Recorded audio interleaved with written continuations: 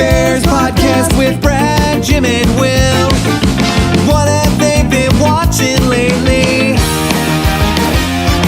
They're husky, hairy, huggable homos. Movie Bears podcast.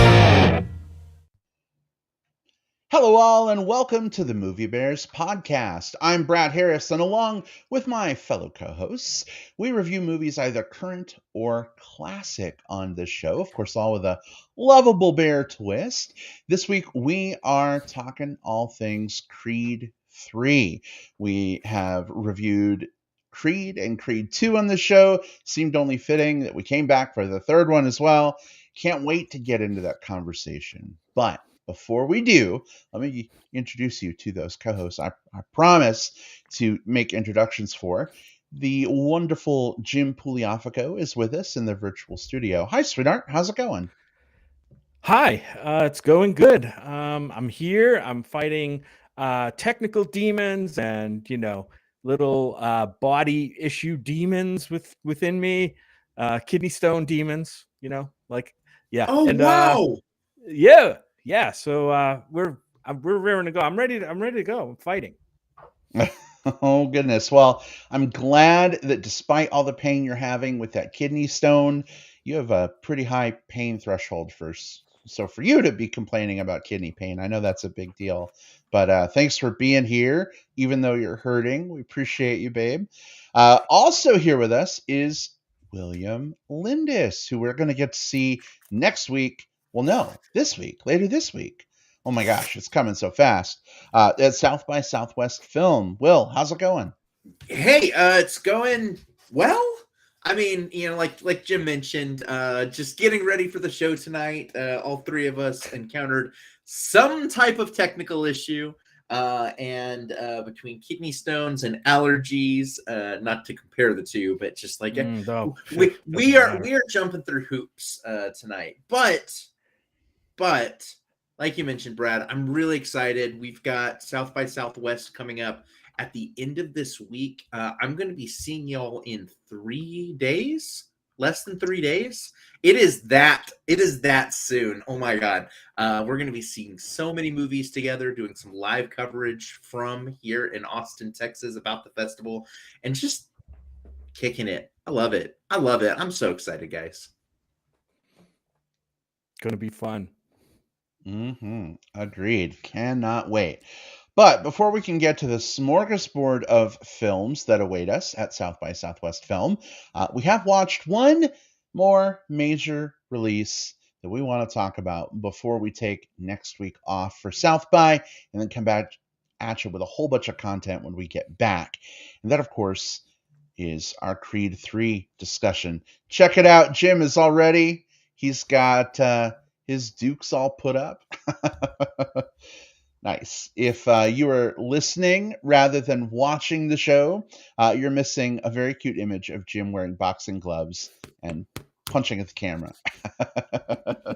I love it, sweetheart. I'm glad that gym equipment from yesteryear is getting some use on the podcast.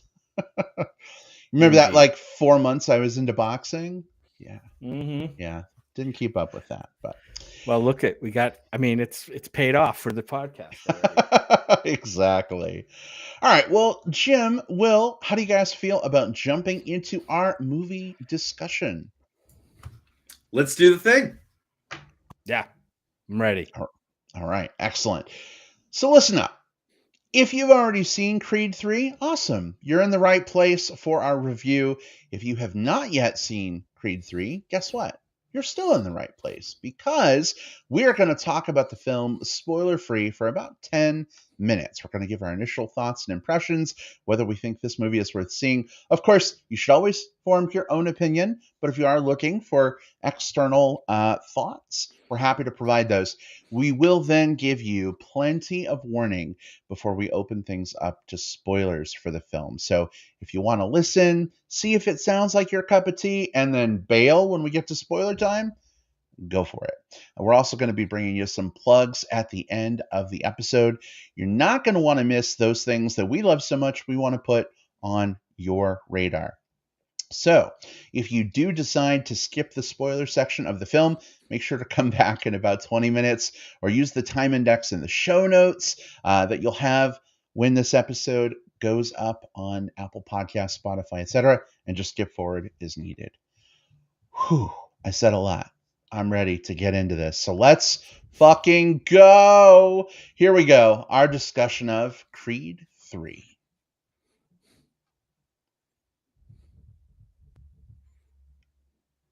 All right. Jim, you have long been a fan of the Rocky franchise. It seems only natural that you would intro this film for us, being Rocky adjacent. Tell us a little bit about the setup of this movie, what it is, of course, and your initial thoughts. What did you think? Was this, worth seeing while it's in theaters, maybe checking out on streaming, or skipping entirely? Where did you come down? Well, yeah. So where do I start? I guess I'll start at the beginning. This is Creed 3. This is the third in a series, I guess a sequel series you could call it, or a kind of follow-up series to the Rocky franchise. But now Creed is basically kind of its own franchise. This one is, stars Michael B. Jordan, as the first two did. This one also stars Jonathan Majors. As soon as I bring everything up here, my browser is a mess because I got everything messed up. But yeah, we have this one directed by Michael B. Jordan. This is his directorial debut, right? First time behind the camera.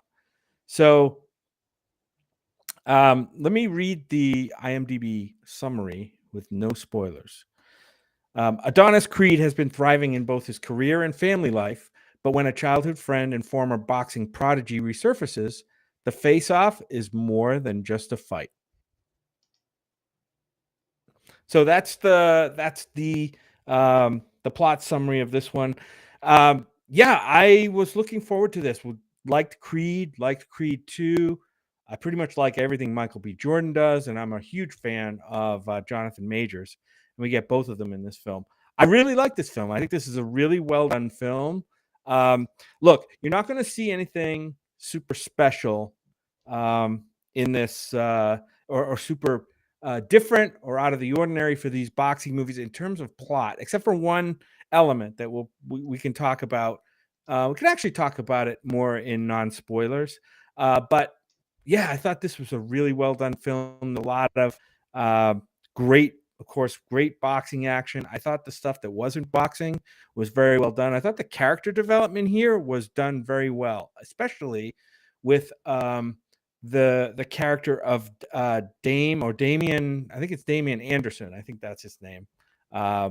And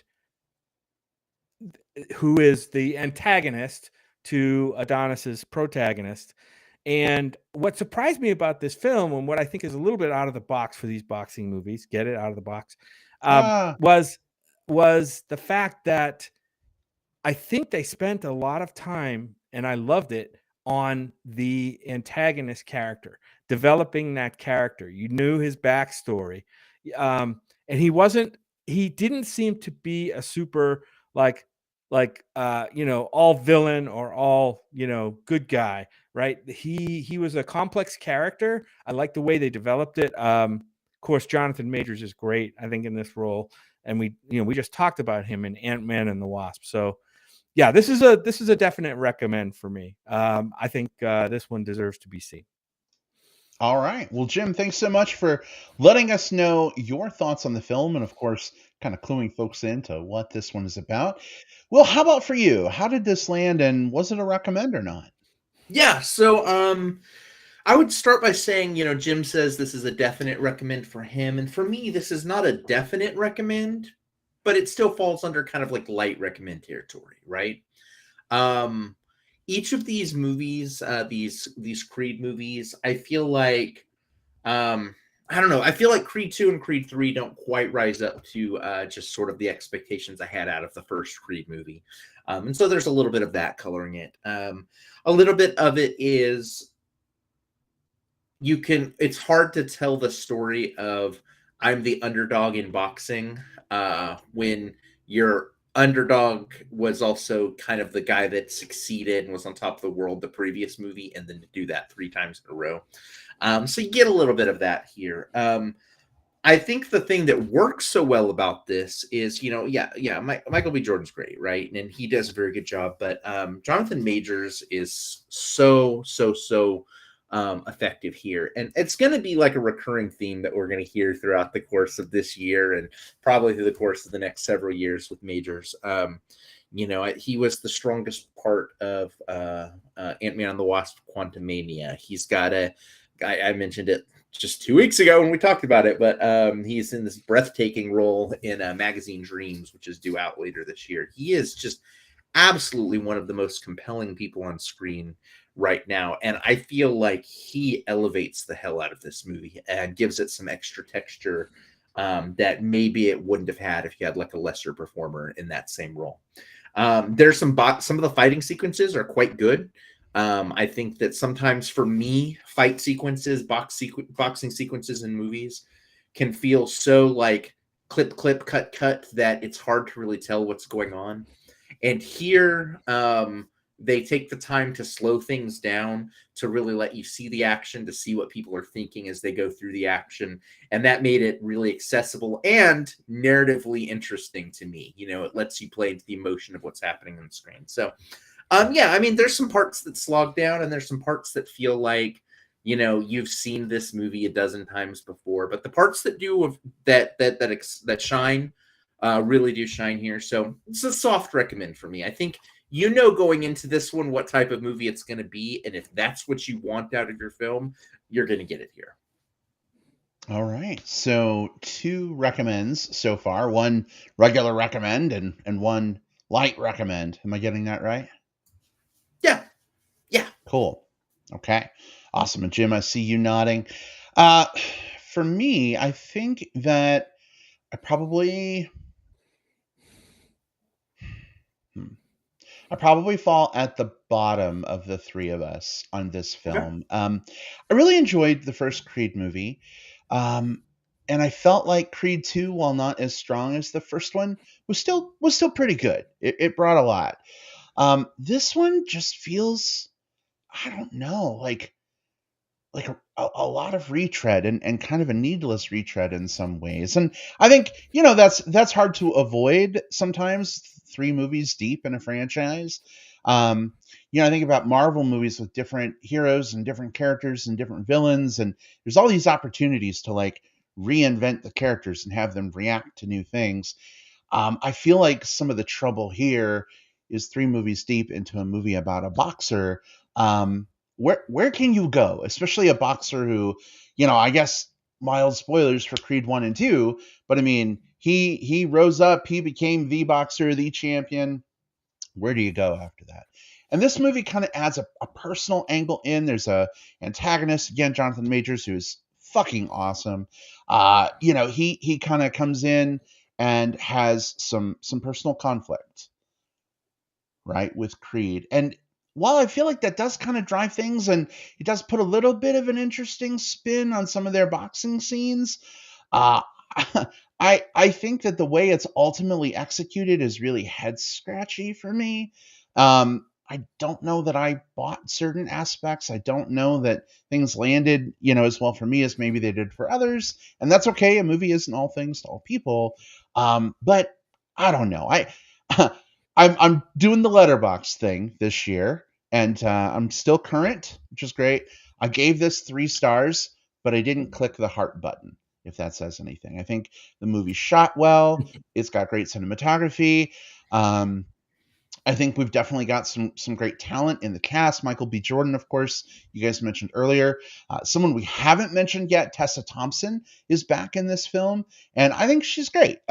Maybe a bit of a reduced part compared to the first 2 movies, which I think is a bit of a shame because she's a treasure. But overall, I think things work okay. It's fine, but it pretty much whelmed me. It didn't underwhelm so much. It didn't really overwhelm.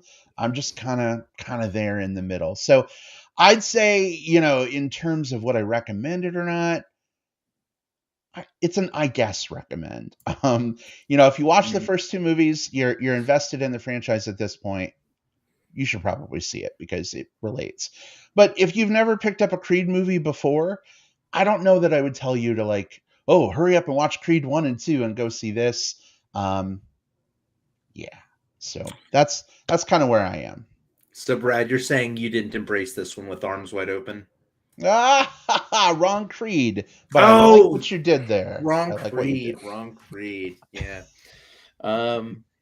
Yeah. I mean, it's interesting, right? And to give you an idea, like I would fall probably in the same spot from like a scoring perspective. This is like a 3-star movie for me. This is totally in that. It's an incredibly watchable movie, and that sounds like damning with faint praise, but I mean, I think there's something about some movies that are just comfortable to watch and easy to watch, and I think this definitely fits the bill there. Like, this isn't a challenging movie, and that's okay. It doesn't need to be. So I think that this will definitely hit for some people, but again, like, where do you go with this story? Like, what do you do different with it? I think it scratched some of the surface of it, but because I think this movie is really hampered, honestly, by its need to keep the Adonis Creed character as the main character. Because of that, this underdog story that we see through the Dame performance has to then be antagonistic, and because it's antagonistic, it feels in some ways a little unfair. It feels in some ways like, it's not going to have enough legs to begin with if you kind of, know where these types of movies end up going. Maybe what this movie needed to do is sort of shift perspective a little bit or something like that to really get it a little more fresh.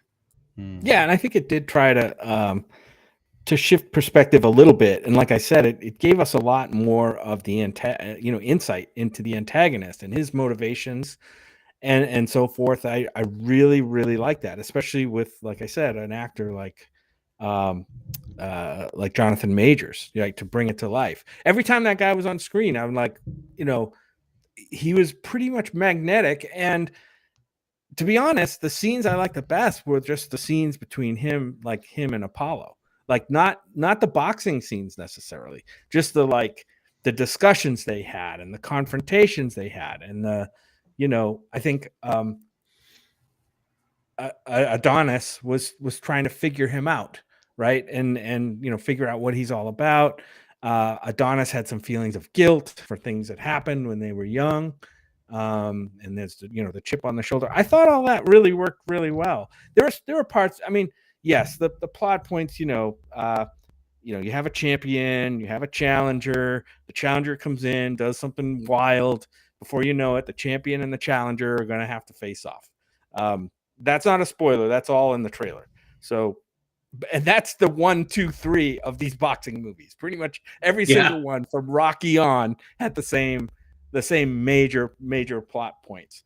But I will say that, like, most of these films probably didn't give as much time to knowing the antagonist character as this one did, and I gave it more credit for that. Some of the stuff maybe didn't work as well, but we'll get into some of that in spoilers. Yeah, I think that may be a good transition point here, because I know there's a lot we want to get into, but it's hard to stay, in our corners. We really need to get into the center, and my boxing analogy just fell apart. Yeah, I was going to say duke it out, but then I was like, I don't know. It sounds like we're not going to fight about it, so that'd be a weird setup. Well, maybe let's touch gloves. Okay, I'm down for it. Okay, let's get off the ropes, touch gloves, and get into it. Spoilers for Creed 3 are officially fair game in just mere moments. This is the part where I awkwardly ramble, so you have time to jettison out, either skip ahead using the time index in the show notes if you're listening on digital tape delay. Go on to plugs. You're going to want to catch those. If you're listening to live, go ahead, head on out for about the next 15-20 minutes and come on back. We'll welcome you with arms wide open. There you go, Will. That would have been a good place for the other Creed, if they'd been listening, to get on here really quick, but they missed the opportunity. Anyway, spoilers are happening right now. Jim, Will, where the hell do you want to start? First of all, that's bullshit. We put out the the invitation to the musicians, the members of the band Creed. They didn't respond to our emails or any of my numerous Instagram messages. So, yeah, I don't know. They should have been here, and the fact that they weren't makes me no longer a fan of Creed's music. And so little of the band were in this film. I mean, kind of disappointing. That Jonathan Majors just pushed their part right out. He really did. That's interesting, though. That's actually maybe a good, fair place to start in general, right? Because there were a couple of other plot points here that I think really didn't work as well. And I think it's because they weren't given enough room to breathe. But at the same time, if they were given more room to breathe, it would have hurt the Jonathan Majors, the Dame stuff. Those two plot points are, you have the daughter is starting to go through a rebellious stage, and she's picking up on, like, I like hitting because my dad's a boxer. And that was a storyline that to me felt like it was maybe going to go somewhere, and then it just didn't. And so it really felt like a little underwhelming there. And the other story beat, we're in spoilers, so I feel like I can share this one okay, although it's one of the bigger ones, is that Felicia Rashad's character, Marianne Creed, early in the movie says something like, "Oh, I'm not going to go to my doctor's appointment. Don't worry, son. I'll never die." Flash forward to 45 minutes later when he's standing over her deathbed. It was super telegraphed. Yeah, it's super telegraphed, but also there wasn't enough to do in between there. So she really only showed up to maybe make Adonis sad for a moment. But I don't know that what I don't get from these things is, and maybe someone can help me with this a little bit, when I think about the character arc that Adonis Creed went through in this movie, I don't know what it really was. I felt like he did stuff and he had emotional things happen to him and he did some boxing at the end, but I don't know how I can really connect all of those things into one, who he was versus who he changed versus who he became at the end of this movie through those three storylines. So I wish we had scrapped the daughter and the mother storyline and spent way more time with just this rivalry and this grappling with the past, because that was where things were most interesting. But that was just me. Yeah, and I would have liked to have seen, there was a scene at the end after the big fight, after the fight between Adonis and Dame, where they kind of have a quiet moment in the locker room. I would have liked to have seen a little more out of that. Like, did Dame have any kind of arc other than, straight down, you know what I mean? Like from childhood friend that just got released out of prison, trying to find his way, to absolute asshole villain, right? It seemed like there was something there to be made, and they didn't really do much with it. Unfortunately, maybe it would have been too maudlin. I don't know, but it gave me. I liked what little we had at the end. I just thought we needed a little bit more. And you're right, Will. The daughter character, was cute and brought a little bit of sense of family to Adonis's side of things, and stakes, because when the Dame character said, "I'm going to come for everything," right? You didn't know what the hell he was talking about other than the title. And so it was a big threat to him and his family. But yeah, I think there are some aspects to this film that weren't fully cooked, especially that daughter thing, where you could tell there was a lesson to be learned there about violence and growing up with violence, and kids seeing that. And I was a little cringy having her there in the crowd, in the audience ringside, while guys were getting pummeled, pummeling each other. Didn't seem really cool to me, but I don't know how many people bring their kids to heavyweight professional boxing matches. Yeah, so the end, that was something that I was kind of alluding to earlier. It didn't really ring true for me. It didn't feel earned, this place that they end up in after the fight. Jim, you mentioned the scene where Dame is on the beach at the bonfire. He punches Adonis and he's like, I'm coming for everything you have. I'm going to destroy you and everything you love. Cut to him losing the fight and being like, nah, bro, it's cool. You were just a kid. It wasn't, your job to like stay there. Right. And I feel like we're missing some steps in between. I don't see how losing the fight would suddenly lead to him like having this like saintly understanding, and being okay with it. It feels dissonant. Yeah. Yeah. Sorry, Will. Go ahead. No, I was gonna say yeah, and I mean, there's lots of places where I can try to fill in the gaps with like maybe it's because of this, maybe it's because of that, right? And I'm not saying that things need to be spelled out in every movie because they don't, but I think with something specifically like this that is about the motivations behind someone's driving motivation, you need to be able to at least experience what that turning point is. So maybe it was the fact that he had thought for the longest time, I deserve to be at the top because I'm really the best, and then being able to be taken down by someone that he always thought of as the guy that took his spot let him know that like, hey, maybe I didn't deserve this, maybe I got what I was supposed to, whatever, right? But we still need to see more. We still need to see more of that connection point, whether it be a conversation, whether it be like some contemplation, whatever it is from his perspective. That's again why I think that this movie struggles a little bit for me, because the character with the arc, we're only seeing his arc secondhand through the eyes of the protagonist. So we're not getting that major piece of information. And then the movie's having to fill in the gaps to make an arc out of this protagonist story. One thing, go ahead. Yeah. No, I was just going to say, Will, something that occurs to me that relates to what you're saying is when Dane comes in for the final fight, not just as his team holding up the championship belt that we saw him win, but they're holding up a few other boxing belts as well. And so I'm like, well, did he like go on to be in other matches and win other things in the intervening time? Did that maybe contribute to some development for him? I wish we would have seen more of his journey. I think I don't know how boxing works today, professional boxing works today, but I think at one time there were different factions, there were different boxing organizations, right?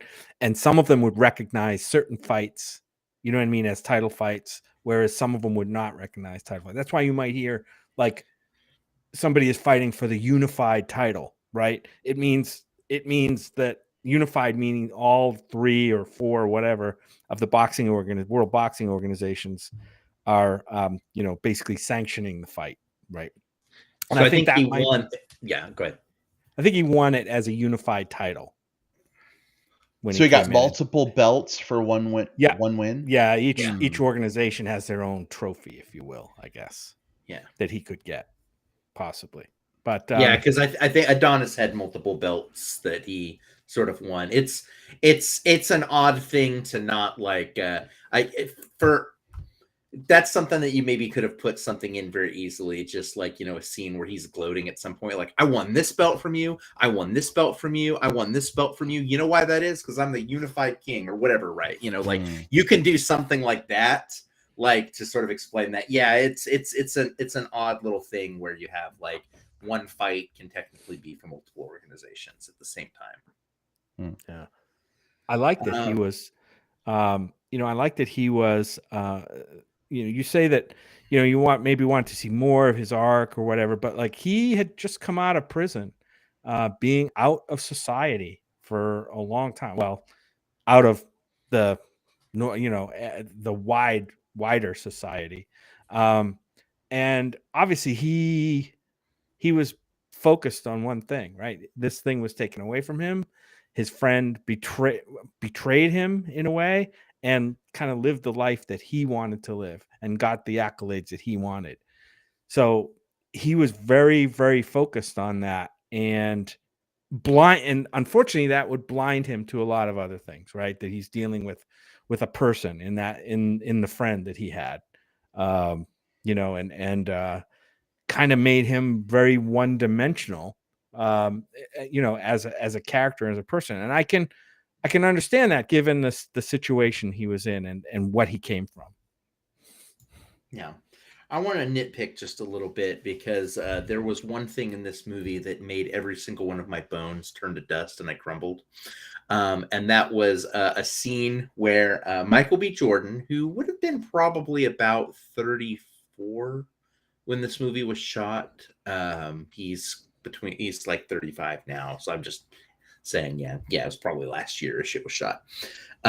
Where the announcers are just like, look at this old, washed up piece of shit. He's too old to box. He's ancient. This motherfucker shouldn't be allowed anywhere near a ring. I'm paraphrasing, of course, but they make it like he's like this old, decrepit, like washed up boxer. And he's like, I mean, I'm sorry, like he's significantly younger than I am. And so I had a crisis during this movie thinking like, Michael B. Jordan. Also, odd is that he's actually older than Jonathan Majors is, which was funny, because in this movie, Jonathan Majors played like the older kid when they were kids by a few years, and he's actually like 2 or 3 years younger than Michael B. Jordan. But hey, that's just how it goes. I just did some quick research. According to sports authorities, boxers reach their peak between the ages of 27 to 29. And once they age out of that group, they are considered over the boxing hill. Oh, I'm gonna collapse. So if you just see in the middle of this podcast, if I'm just like replaced by a skeleton that turns to dust, like that's me like contemplating my own mortality in the terms of that sentence you just said, Brad. Because this movie has a time jump, right? It's didn't he say it was 8 years or something since he had been in the ring? I forget how much it was since he moved on and he created the gym and all that stuff. But then it might have been at least 8 years since. Oh, it was only 3. Yeah. They said 3. Yeah, they said 3 when he got back in for the final fight. Yeah. And all it takes is a big montage to get ready for the big fight. Yeah. God, I want a montage every morning before I wake up. I think that's all we had between the first fight, the challenge from Dame, and then the start of the big fight was just a giant 2 montages, right? Interlaced together of both guys training hard for the fight. It's part of this montage, which again happens about 2 or 3 minutes after the announcers talk about what a washed up like skeleton Michael B. Jordan is. In the montage, he straps a plane to his back and drags it around. That's a good montage. It's a pretty good montage. Yeah. And he knocks out a tree. Don't forget. Yeah, don't forget. Stupid tree. So not only did we get training montages, but I feel like, and I don't know, I think others are seeing this too. I feel like there was a lot of anime influence on some of the fight scenes, especially that last fight scene that we got. I don't know if you guys noticed it, but there were a lot of close-ups on like the characters' eyes. It would like pan across them, or like sweat coming down the side of their head, or like ripples of muscles when they get hit. It'd like go into slow motion. Did it feel a little anime-y to either of you? I can speak on that. Absolutely. That's there's a trope in anime where it's sort of like 2 like equally matched rivals going up against each other, where usually their final fight or sequence like that will cut away to show like the fight symbolized through something else, right? So we got to see a little bit of that when like everyone disappeared out of the arena and they're just boxing, just the 2 of them. We got to see some of that like I'm contemplating your next move, which knows what my next move is, and which already knows what your move is after that, type moment. When one of them would throw a punch and then slow motion, look to the right, look to the left, and realize that's a weak spot. We got to see all of that 100%. And we even got to see in the flashbacks, there were like Naruto like posters up on young Adonis's wall. So I definitely think that anime was it was, of course, like an influence, at least in some of the style and the showdown structures here. Makes sense. Yeah, there is an article. Brad. I know you brought this up, and it's funny because before the movie, I saw something mentioned somewhere, maybe on Twitter, about Michael B. Jordan being influenced and bringing those anime influences into this movie intentionally. He says something about a punch between Naruto and Sasuke from Dragon Ball Z or something. No, that's Naruto and Sasuke. Naruto from Shippuden. Naruto Shippuden. Yeah. So anyway, guys, I'm going to step back again into my non-anime world because you guys know the anime, but it is a thing, Brad. You were good to pick up on it. Excellent that you picked up on it, and good on Michael B. Jordan for having it in there so that anime fans could recognize it. You said it felt weird in a boxing movie, a live action boxing movie, and maybe it did. Because I wasn't recognizing any of that at all. I just thought it was cool. But maybe for you, less so. I don't know. I mean, if we could have seen Adonis transform with the moon crystal, that would have been better. I'm just saying. Well, I mean, everything would be better if we see Michael B. Jordan transform with the moon crystal, right? Literally every movie. Give me short-term 12 with that. I don't care. In movies I love, do it. No, it's. I think this is one of the elements that works the best for the movie for me, right? Because I think what it does is it gives the rivalry between the two of them a point of view. And I think that's important for me because even when I couldn't latch on to other things, the way they telegraphed either the friction between the two, the bonds between the two, or the fights between the two through this, I don't want to say hyper stylized, but there's definitely a stylized element to it within this film's universe. That was something I could latch onto. That was something that sort of kept me involved emotionally with this. I don't know, when I say that this was a light recommend for me, I think without some of those elements, I don't know that it would be, right? But I think these are the things that really kept me anchored. There was one moment where during the main fight where they're covering the fight and all of a sudden, boom, they're fighting in like Dodger Stadium, in the middle of Dodger Stadium, and all of a sudden, boom, like all the lights kind of go down and the audience disappears, and it's like it's just them in the ring in the middle of this area, and it's kind of a surreal vision like of the fight. And I really appreciated that touch in here. You know what I mean? It's like, oh shit, here's something that goes a little bit beyond. At least he's trying to do something a little different, and it worked for me. Yeah, I mean, especially, when this is the third movie, right, in a franchise, you want to find things that you can do to try and freshen things up a little bit, right? And I think while the anime stuff was a little weird at first, I ended up really appreciating it for putting a different spin on the fights, just to make them more interesting than just, oh, they're hitting each other again. It looks the same as it did before, I think it added some I don't know, some heavyweight to the fight. In fact, I thought that's really good.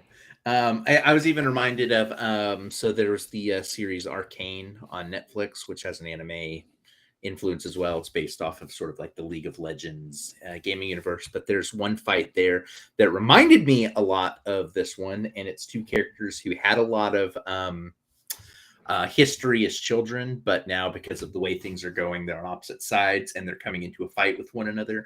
And as they're going through this hyper stylized anime-ish like fight sequence, it keeps cutting to them as kids fighting one another, but also cutting back to them as adults fighting one another, showing kind of how the echoes of the past were happening here. When we're in that stadium and the crowd like disappears and it's just on them, I felt that kind of same way. I was seeing like a fight that wasn't just these two people fighting here, but them resolving kind of decades of rivalry and history in one series of exchanges. That's cool shit. Will, do you watch Cobra Kai at all? I do watch Cobra Kai. Yeah. I don't want to make this like a Cobra Kai versus Creed discussion necessarily, but I kind of wish that Creed 3 pulled in some of the elements from Cobra Kai in terms of how, characters who like started as friends and then became enemies found their way back to friendship. I think that series does some cool things that aren't necessarily adding a ton of runtime, but like just having open, frank conversations, I think kind of helps, I don't know, that to feel a little bit better. So This movie also could have used Walter Hauser? Paul Walter Hauser, with a stingray tail showing up at midway through the movie. Oh my gosh, could he have been the person with like the round signs, like walk around in a Speedo? That would have been amazing. You've changed the movie fundamentally, and I approve. Yeah. Instead of ring girls, we have ring chubs. There you go. Right? There you go. How weird. That's good. Right. I get that though. I get that. Like, and again, like, it doesn't necessarily have to be as like, I love Cobra Kai. I think one of my favorite things about it is we'll sometimes joke when we're watching about it, how it's like, it's the most fun, like, soap opera, we watch, because constantly everyone's like, today we're villains, but tomorrow we'll love one another, or whatever it is. Like, it's so funny just how quickly things change. It doesn't necessarily have to go to that sort of like comedic swings of things to make it work here, but I think the core of what you're saying is true. Like, Cobra Kai is a story that really plays off of the shared histories between the characters. It builds its own lore up within itself, and it lets people play out kind of where they fit on different sides of both this oppressive legacy as well as their kind of clashing interpersonal relationships. That's not too far off from what we would have with the Rocky franchise going into Creed, but then with this personal story in there. There's a lot to play in there. I think there would have been room to maybe borrow some of those stronger elements from that and sort of Creedify it a bit. Ooh, Creedify. I like that word. All right, fellas. Well, I think we've had some pretty great discussion around Creed 3, and thank you, as usual, for all the thoughtfulness and excellence you bring to these discussions. Looking forward to enjoying a lot more of that over the next week and a half for South by Southwest Film. But I know we have some plugs we want to get to before we wrap this show up. How do you guys feel about making that transition? Let's do it. I'm down. Yeah. All right. Excellent.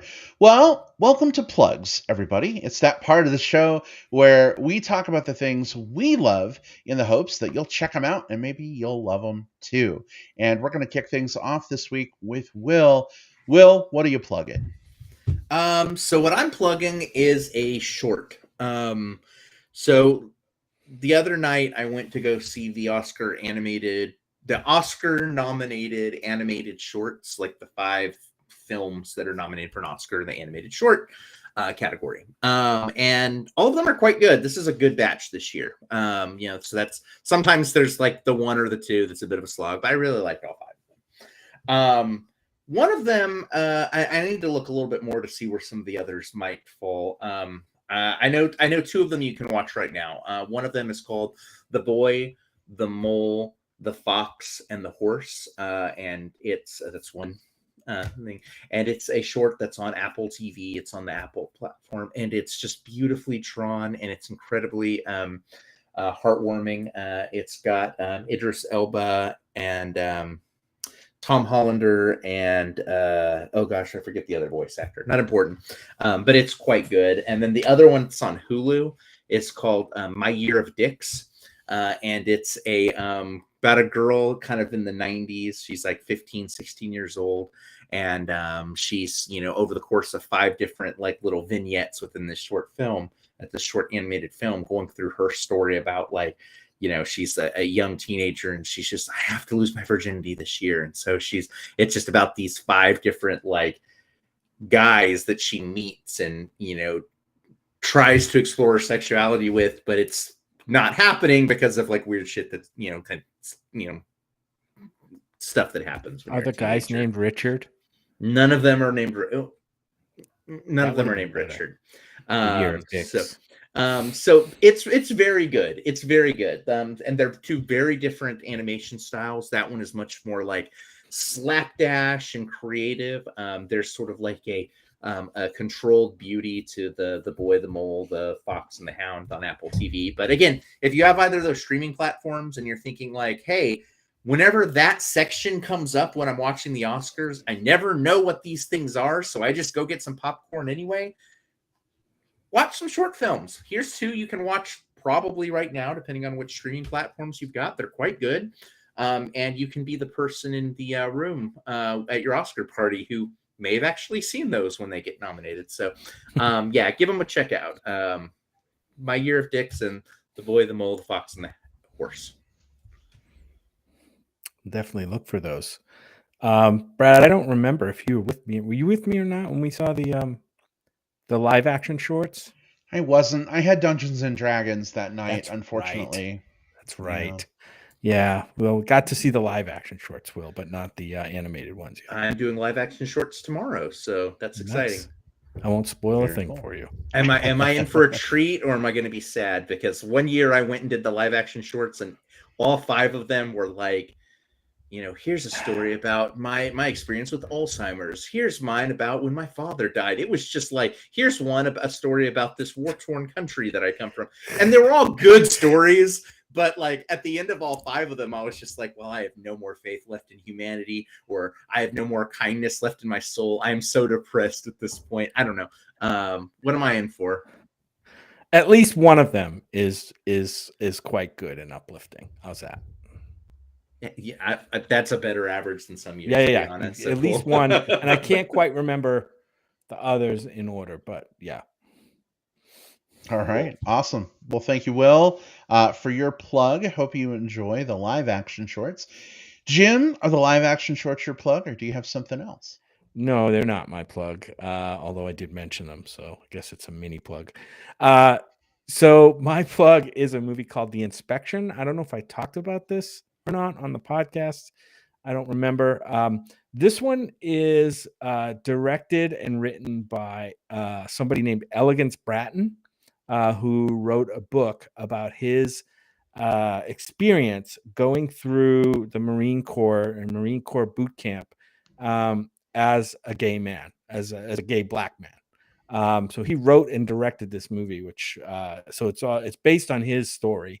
And I'll just say the movie's about a young gay black homeless man rejected by his mother, and with few options for his future, decides to join the Marines, doing whatever it takes to succeed in a system that would cast him aside. Man, this one's really good. This one's a surprise. It's available right now on Apple streaming for rent, so like $6 or whatever. You can rent this one. It stars Jeremy Pope as the lead character, Ellis French. Jeremy Pope was in Pose. I don't know if you've watched Pose.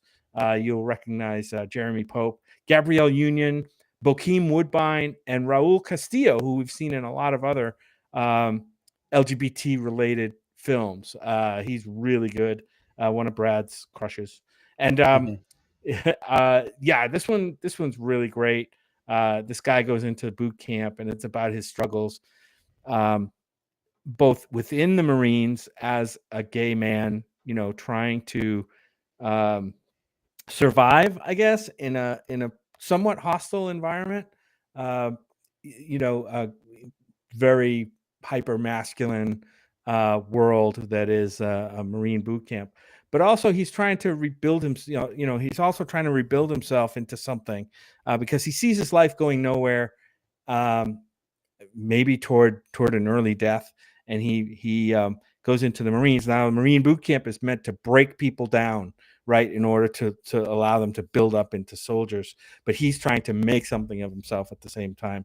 I really love this film. It's called The Inspection, and it's on Apple streaming right now for rent. I highly recommend this film. And here's a little piece of trivia, Jim. Not to put you too much on the spot, but okay. Do you know where else we know Elegance Bratton from? I'm going to say Tangerine. No. We interviewed him on the show during when we did the Movie Bears podcast, A-Glyph. That's right. Midday movie babble breaks. He directed a short film called Buck that that we talked about. As soon as you said the name Elegant Spread, I'm like, Oh, it I didn't know ring that my name. bell, and I I know that apologize for name. that. Like, No, I that's apologize profusely for that. I feel embarrassed, and I know you didn't mean to embarrass me, but that is awesome. Jim, we interviewed like 25 people in 1 week I as know, part I know. of that. No, I was just But bringing it yeah. up because it's nice to see that, like, what this is telling me is, like, we interviewed him doing like a short film, and he's definitely done other features, but this is a larger profile feature. This one played at like TIFF and did, and has been Picked up making by some waves. Apple. Yeah. It's nice seeing like queer creators being able to like find more and more and more and more of a platform as they get a little bit more time and exposure under their belt. So I'm super glad you brought this one up. Yeah. Today. Check it out, Will, if you have time. All right. Excellent. And I guess that makes it my Your turn. Huh. Okay. I was struggling because I only saw one movie in the last week and a half, 2 weeks, something. And we're talking about it tonight on the show. So I'm actually going to plug something from TV. It's allowed. We do it sometimes. A little over 8 weeks ago, The Last of Us premiered on HBO. And over the last 8 weeks, we have been taken on one fucking hell of a ride. No spoilers, but we reviewed the third episode on this very show. We were very moved by it. We absolutely loved it. And since then, some really great episodes have come out. The show just keeps gaining viewers and gaining traction. It is beating like Game of Thrones level records right now, guys. That's how popular it's becoming. And for a story adapted from a video game, I think that's pretty fucking amazing to see happen with this show. I am very sad, though, hence the plug. This coming Sunday, relative to when we're recording, March 7th, 2023, is the finale of the first season of The Last of Us. Now, we know we're getting another season, at least, possibly 2 more. But, I mean, I've been enjoying this ride so much. I hate to see it end. Will, I know we're going to be staying with you and Wiggles and the pups. Are you current on the show? Are you like finale ready or? Probably will be by then. We still need to do episodes 7 and 8. Okay. And then episode 9 comes out this weekend. Yeah. Cool. So maybe somewhere in our crazy schedule, it doesn't have to be finale night. I mean, we'll have to see what's going on, but it's all going down. It's all coming to this last episode. And the reason I'm plugging it is, it being Tuesday and it airing on Sunday. If you watch like 1.5 episodes a day between now and then, you'd be able to catch up if you haven't caught the show yet. So this is a absolutely stellar TV show. One of the best things I've seen on TV in probably the last 10 years. So if you haven't checked it out yet, The Last of Us on HBO. Super good plug and good one. Easily for like the best video game adaptation that we've ever seen. That's always one. It's like, nothing. Maybe Sonic, and even that's not great, but at least kind of matches the tone. I don't know. It's like Last of Us, hands down, easy, super good. Great show. I know you gamers are really, really loving it for the most part. And it's even a great show for us folks who are brand new to the story and the characters, and it's really, really good. All right. Well, we'll see how things shake out come Sunday. But that pretty much wraps us up for this week. Just a reminder to everybody, we're going to be at South by Southwest Film next week, meaning we are not going to be recording at all next week. That said, we will be maybe doing some I don't know. We might record little mini audio reviews after movies. We may write some mini reviews that go up on our website. We'll certainly have a couple of episodes when we get back that will be dedicated to all the great things that we saw at South by. And looking forward to those shows already. But just watch our socials next week. Watch Twitter, watch Facebook, all that good stuff. And, we may get some little snippets of content your way But if people want to chat with us directly, guys, while we're seeing movies like it's our job, where can folks interact with y'all online? Jim, go. You can find me on Twitter at JJP Out West. Those are my initials, and then the words Out West all together. And you can also find me on Letterboxd, the movie ranking or rating and movie tracking app called Letterboxd. Check it out; it's pretty cool if you see movies to keep track of movies you've seen and want to give your own little review to. You can find me there also at JJP Out West, and you can find me on Facebook under my name, Jim Pugliafico. All right, excellent. And Will, how about you? Yeah, so you can find me on Instagram. I'm at Whatever Cove. You can find me on Facebook. I'm William Lindis. You can find me on Letterboxd. I'm either search for William Lindis or Fundamental is my title there, or tag or whatever. And then I'm over on TikTok at The Movie Bear. So yeah, just find me on socials, reach out, say hi. Let's talk movies. Rock on. All right. And folks, you can find me on Facebook. Just look for Brad Harris. I'm the one who likely has Bear, Chub, Chaser, etc. friends in common with you. I just ask that you send a message first so I know you're not a crazy deceptive bot. You can also find me on Twitter as well as Letterboxd at iBradPro. Thanks so much for tuning in, everybody. We'll see you all next time. Take care, folks. Goodbye. Bye. Bye-bye.